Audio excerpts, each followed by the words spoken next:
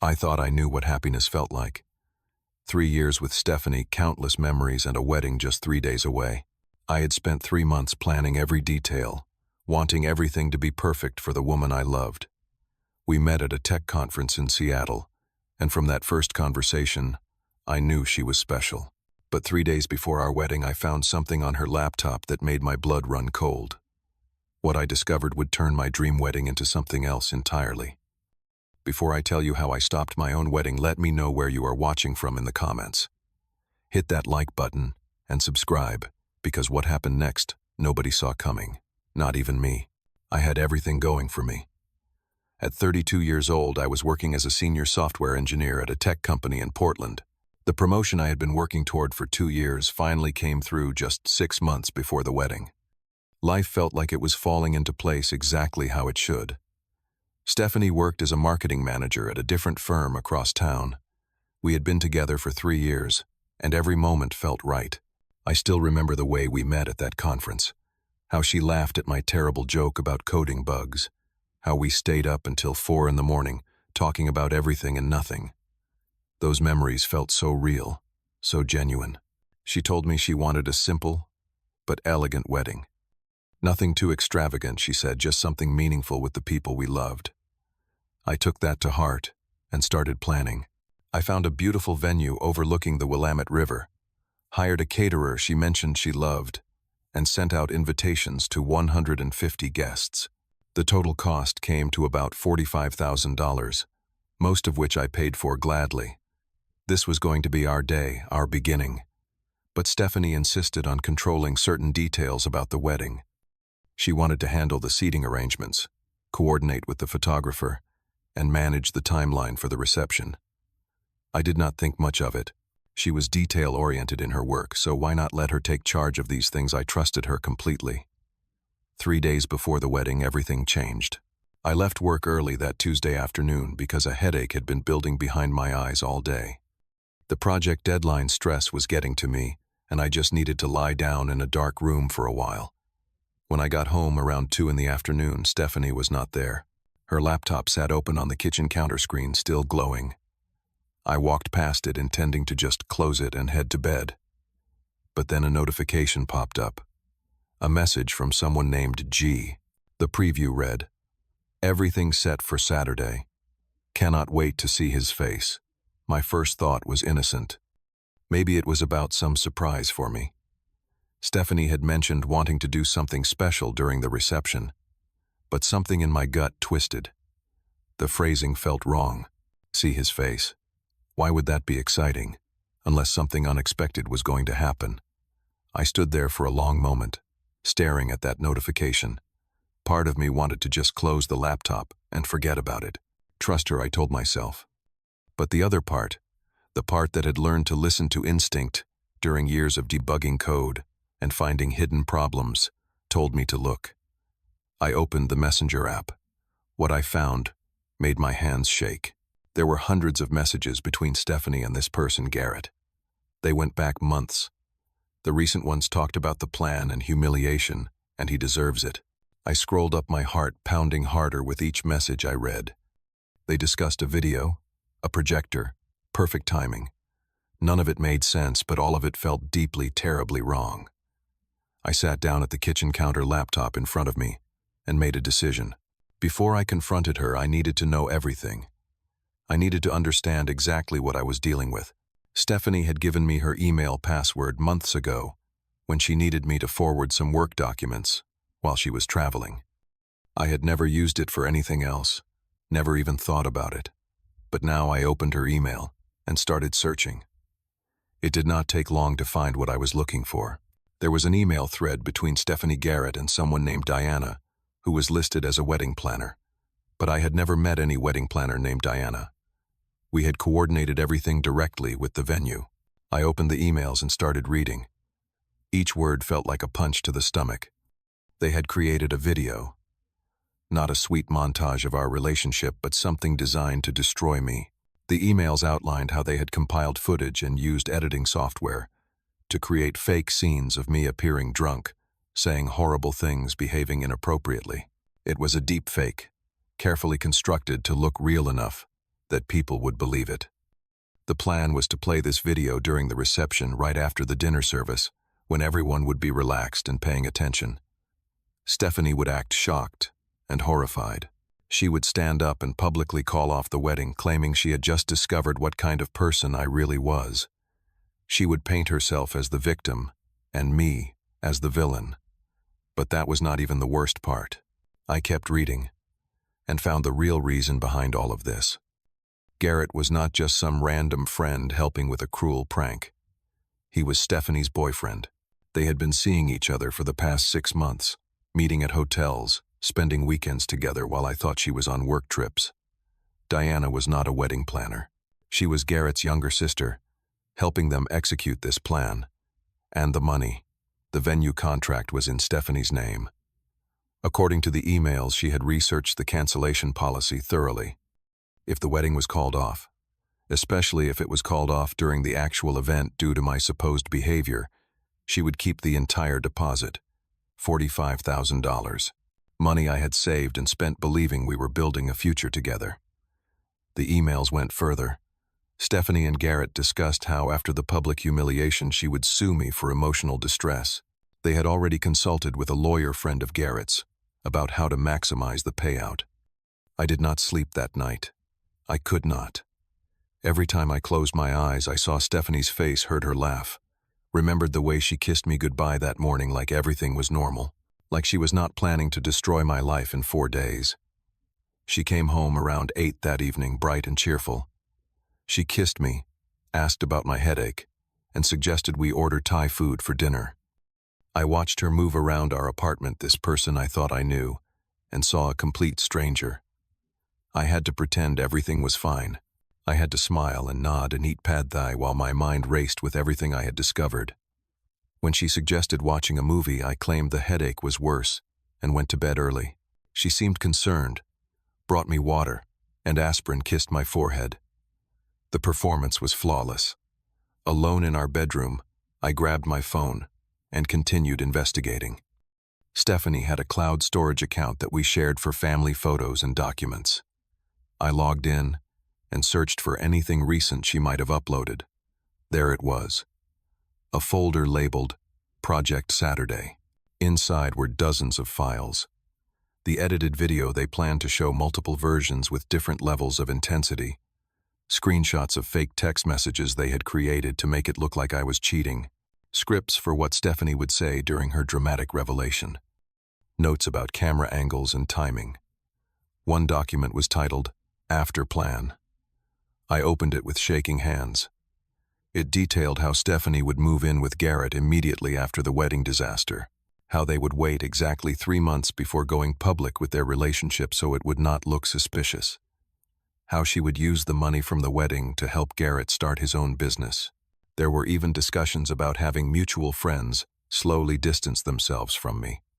They had created fake social media accounts to leave comments on my posts, setting up a narrative that I was unstable and unreliable. They had been building this for months. I sat in the dark phone screen glowing and felt something shift inside me. The pain was still there, sharp and overwhelming. 3 years of my life had been a lie. The woman I loved, the future. I imagined none of it was real, but beneath the pain, something else grew. Anger. Not the hot, explosive kind that makes you do stupid things. Cold, calculated anger. The kind that demands justice. I thought about letting it all happen. Showing up to the wedding. Letting Stephanie play her video. Letting her humiliate me in front of everyone we knew. Taking the high road. Walking away quietly. Trying to rebuild my life from the ashes. But why should I? Why should she get away with this? Why should Garrett profit from destroying someone he had never even met? Why should I lose everything while they won? I could not let this happen. But I also could not just cancel the wedding and explain. That would tip them off, give them time to adjust their plan, or spin the narrative their way. I needed to be smarter than that. At 6 the next morning, I texted my best friend Marcus. Need to talk. Emergency. Can you meet me? Marcus had been my best man since I asked him 3 months ago. We had known each other since college, been through everything together. He was also a lawyer specializing in contract law, which I was hoping would come in handy. We met at a coffee shop far from my neighborhood. When I walked in, Marcus took one look at my face and knew something was seriously wrong. I sat down across from him and said, "I need your help and I need you to stay calm while I explain." Then I told him everything. I showed him the messages, the emails, the videos, the entire conspiracy laid out in digital evidence. I watched his expression go from confused to shocked to absolutely furious. He stopped himself, remembering we were in public. "Ted, this is beyond messed up. This is fraud. This is defamation. This is a dozen different legal violations." "I know," I said quietly, "and I need your help to stop it." Marcus stared at me for a long moment. Then he pulled out his laptop. "Okay, tell me what you are thinking, and let me tell you what is legally possible." We spent the next 6 hours in that coffee shop building a plan. Marcus reviewed the venue contract, made phone calls to colleagues, researched case law. By the time we left, we had a strategy. It was risky, and it required perfect timing, but it would work. The key was the contract. While it was in Stephanie's name, I was listed as the primary payer. Marcus found a clause that stated if the wedding was canceled due to fraudulent circumstances by the named party, the payer could recover most of the deposit. It was obscure, buried in the fine print, but it was there. We spent the next day gathering every piece of evidence. I took screenshots of everything, backed it up in 3 different locations. Marcus drafted legal documents. We prepared for every possible outcome. The morning of my wedding day, I woke up at 5. Stephanie had stayed at her mother's house the night before, following tradition. She had no idea what was coming. I called the venue manager at 6. His name was Richard, and Marcus had already spoken with him the day before, explaining the situation and showing him some of the evidence. Richard had been sympathetic and agreed to help. "Execute Plan B," I said when he answered. "Understood," Richard replied. "Good luck, Ted." Plan B meant canceling the wedding ceremony but keeping the venue reservation for a gathering. The food was already prepared, the space was already set up. We would just be using it for a very different purpose. At 7, I sent an email to all 150 guests. Marcus had helped me craft it carefully. "Due to unforeseen circumstances, the wedding ceremony has been canceled. However, I invite you all to join me at the venue at 2 this afternoon for an important announcement. Food and drinks will still be served. I appreciate your understanding and hope you can attend. This matters more than you know." By 11, my phone started ringing. First my parents, then friends, then colleagues. I let most calls go to voicemail. I sent a group text to my immediate family. "I am okay. I will explain everything at 2. Please trust me and be there." At 11:30, Stephanie called. I could hear the panic in her voice even before she spoke. "Ted, what is happening? I just got your email. What unforeseen circumstances?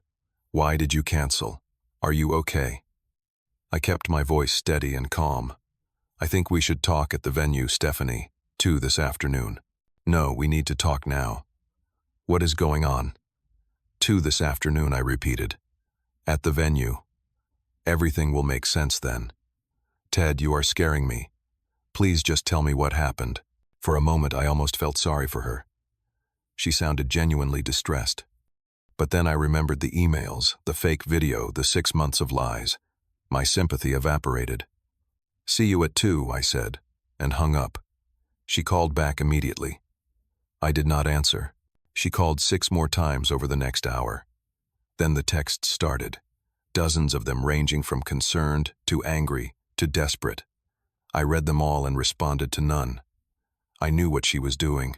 She was calling Garrett, trying to figure out what I knew, whether their plan was compromised. Let them panic, I thought. Let them scramble. At 1:30, I arrived at the venue. I was wearing the suit I had bought for my wedding. Charcoal gray, perfectly tailored, paired with a deep blue tie. If I was going to do this, I was going to look good doing it. Marcus and Brian, my cousin who worked in media production, were already there. Brian had helped me create a presentation using all the evidence I had gathered. It was professional, clear, and absolutely damning. Richard, the venue manager, met me at the door. "Everything is ready," he said quietly. "The projector is set up." I have to tell you, Ted, I have been doing this job for 15 years and I have never seen anything like this. What you are about to do takes guts. Thanks, I said. I hope I am doing the right thing. You are, he said firmly. Trust me. By 2, the venue was packed. Everyone had come. My family sat in the front rows looking worried, but supportive. My friends scattered throughout the room, confused but present. Stephanie's family had arrived, her mother looking particularly upset, probably thinking I had cold feet. And then Stephanie walked in with Garrett beside her. She had dressed for a wedding that was not happening, wearing a beautiful blue dress she must have planned for the reception. Her makeup was perfect, her hair styled. She looked stunning and completely terrified. Garrett wore slacks and a button-down shirt, trying to look casual but failing to hide his nervousness. His eyes darted around the room, cataloging who was there, looking for exits. I stood on the small stage at the front of the room, the same place where we would have exchanged vows. Marcus stood beside me, legal documents in hand. Brian operated the laptop connected to the projector. The room fell silent as I stepped up to the microphone.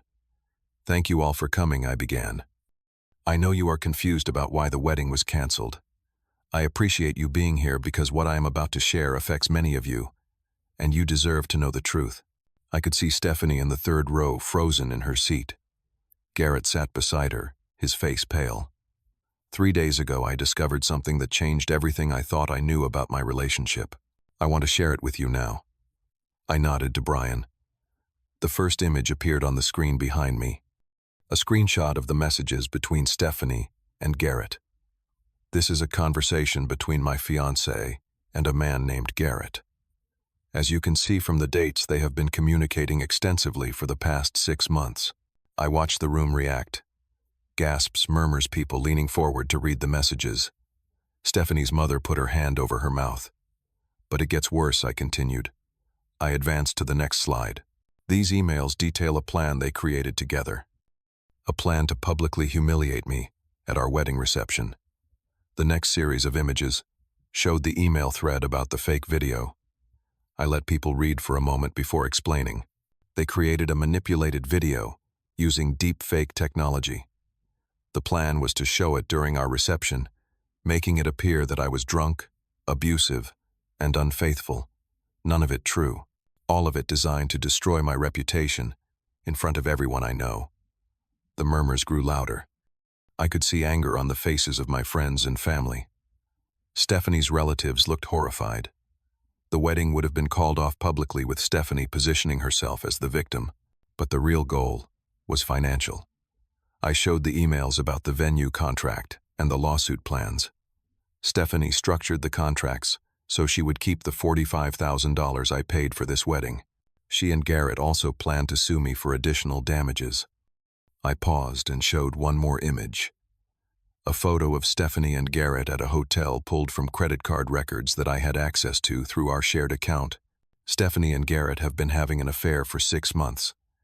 This entire plan was designed to let her end our relationship, take my money, destroy my reputation, and move on with him while appearing blameless.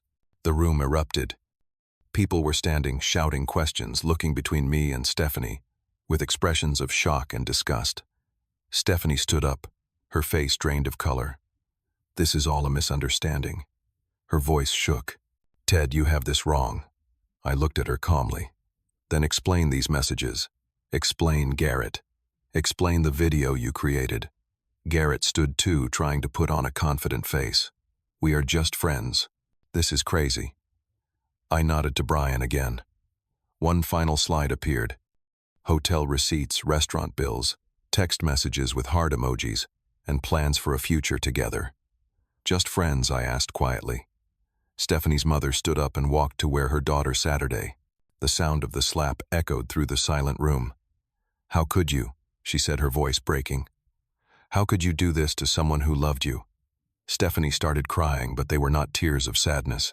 They were tears of someone whose carefully constructed plan had collapsed entirely.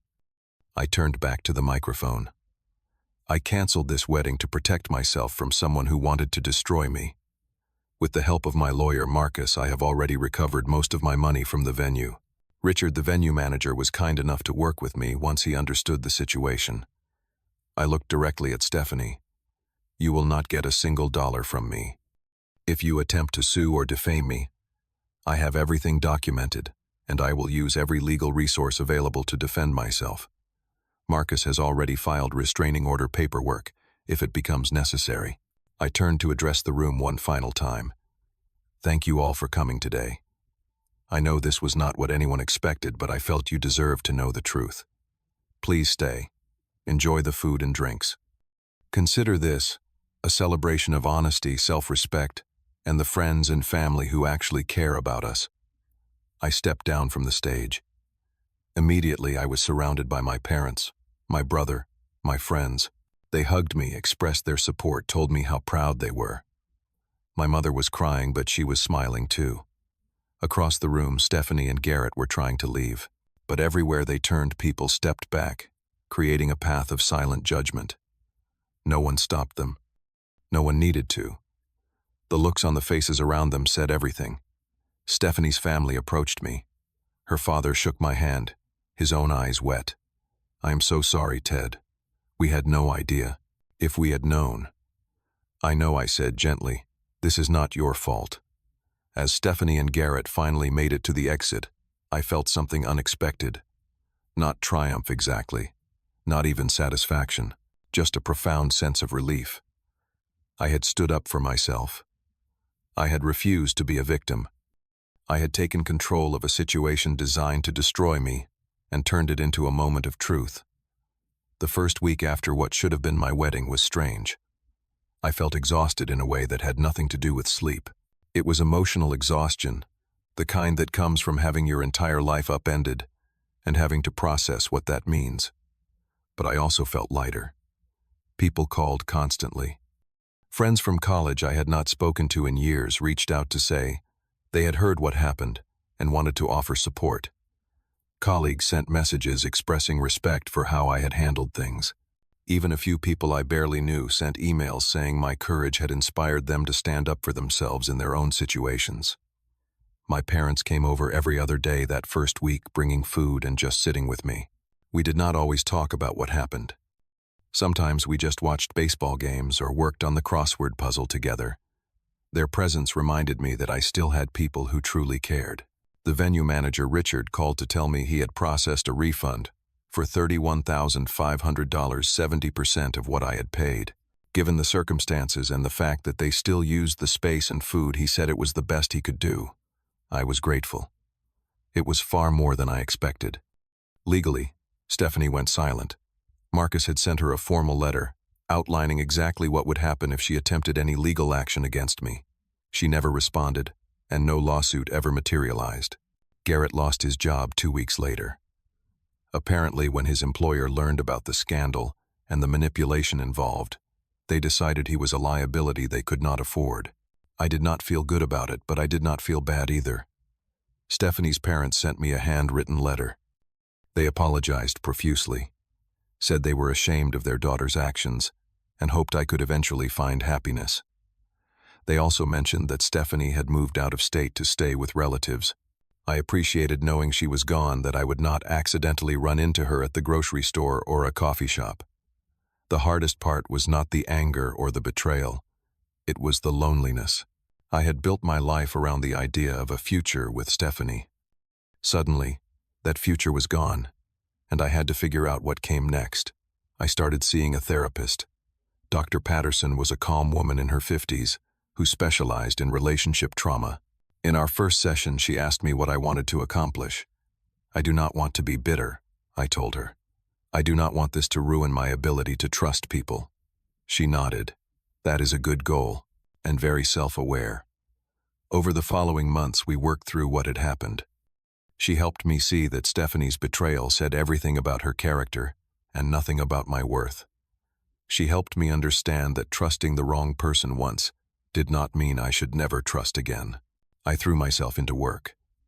The promotion I had received meant new responsibilities, bigger projects, a team to lead. I found comfort in the logic of code and problems that had clear solutions. My boss noticed my increased dedication and mentioned opportunities for even further advancement. Marcus and Brian made sure I did not become a hermit. Every Friday, one or both of them would show up at my apartment and drag me out. Sometimes we went to ball games. Sometimes we just grabbed burgers and talked. They never pushed me to date or move on faster than I was ready. They just reminded me that I had people who valued me for who I actually was. 3 months after the canceled wedding, I went on a hiking trip by myself. I drove out to Silver Falls and spent a whole Saturday walking through the forest, listening to the waterfalls, thinking about everything that had happened. I realized something important on that hike. Stephanie had not actually taken anything from me that mattered. She had not taken my career, my friends, my family, or my sense of self. She had tried to take my reputation and my dignity, but I had stopped her. The money I lost was just money. I would earn more. The time I spent with her had taught me valuable lessons about what to look for and what to avoid in relationships. Most importantly, I had learned that I was stronger than I thought. When faced with a situation designed to break me, I had not broken. I had fought back intelligently and won. By the 6-month mark, I genuinely felt okay. Not healed entirely, but definitely on my way.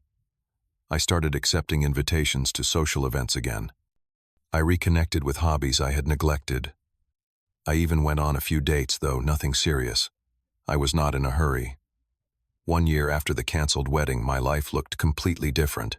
I had been promoted again at work now, leading a team of 12 engineers on cutting-edge projects. I had moved to a new apartment with better light and a view of the mountains. I had run my first marathon and discovered I actually enjoyed the discipline of training. I also started volunteering at a legal aid clinic, helping people who were dealing with contract disputes and needed technical expertise to gather digital evidence. Marcus had suggested it, and I found it meaningful. Using what I learned from my own experience to help others felt like turning something painful into something productive. The most surprising change was internal. I found myself genuinely grateful for what happened. Not grateful for the betrayal itself, but grateful that it happened before the wedding instead of after. Grateful that I discovered the truth when I still had the power to protect myself. Grateful that I learned these lessons about trust, strength, and self-respect in a way that, while painful, ultimately made me better. I learned to trust, but verify. To listen to my instincts when something feels wrong. To value people who show up consistently over people who make grand gestures. To protect my peace and my dignity above all else. I learned that sometimes the people who seem perfect are just good at performing. That real love does not require humiliation or manipulation. That honesty, even when it is brutal, is always better than comfortable lies. Most importantly, I learned that I have the strength to stand up for myself, even when it is hard, even when it would be easier to just accept mistreatment and move on quietly. That day when I canceled my own wedding and exposed the truth, I did not just dodge a disaster. I reclaimed my life, my dignity, and my future. Sometimes the worst betrayal is actually the universe's way of protecting you from something worse. If I had married Stephanie, I would have been locked into a relationship with someone fundamentally dishonest, someone capable of elaborate cruelty. The marriage would have failed eventually, but probably after years of slow erosion and hidden resentment. Instead, I got a clean break. A painful one, but clean. And on the other side of that pain, I found a better version of myself. Someone who knows his worth and will not accept less than he deserves. Someone who can trust again, but with wisdom.